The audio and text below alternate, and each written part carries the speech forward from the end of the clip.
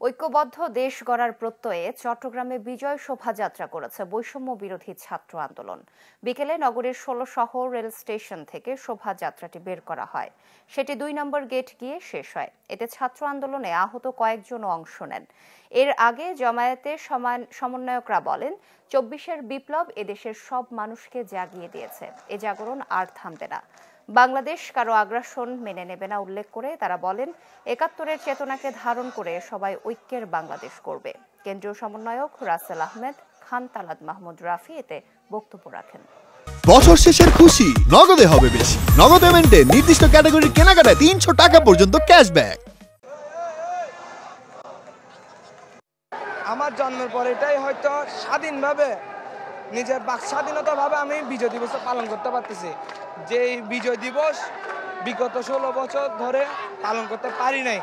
৭১-এর চেতনা বিক্রি করে যারা এদেশকে লুটেপুটে খেয়েছে, যেন ভবিষ্যতে এদেশকে যেন কেউ লুটেপুটে খেতে না পারে, এটাই ছাত্র সমাজের প্রত্যাশা।